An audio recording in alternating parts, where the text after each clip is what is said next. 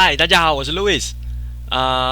关于 Tesla 的跑车 Roadster 的第二代是什么时候要出呢？这件事情在目前2025年的9月呢，我目前看到最新的消息是2026年终于要开始生产，然后销售了。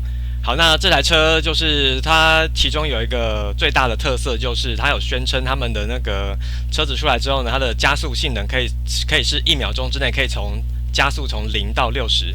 对，它这个加速度到底是什么感觉呢？我们其实可以用就是之前学过的那个直线运动来稍微算一下，然后就可以知道它大概是什么感觉了。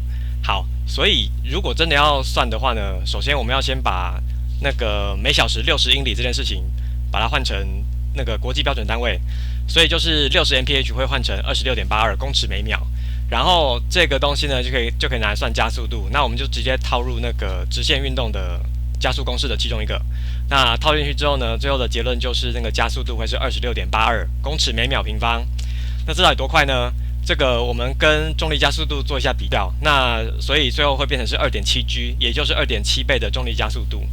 好，那我们找一下有没有什么平常生活中的感觉，可以让我们看一下，就是这个2.7G 到底是多少这样。好，所以我找了两个东西，第一个是飞机。你如果有坐过飞机的话呢，你从那个飞机从原本不动一直到起飞，中间这段加速度呢，那个加速的过程，那个感觉大概是0.3G。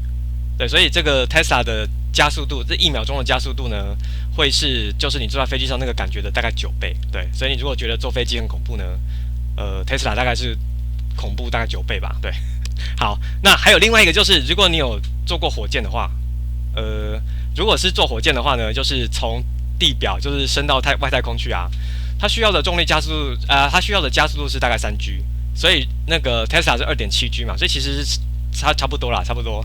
所以如果你想要感受一下，就是坐火箭就是升空到外太空去是什么感觉呢？你可以考虑一下 Tesla，对啊。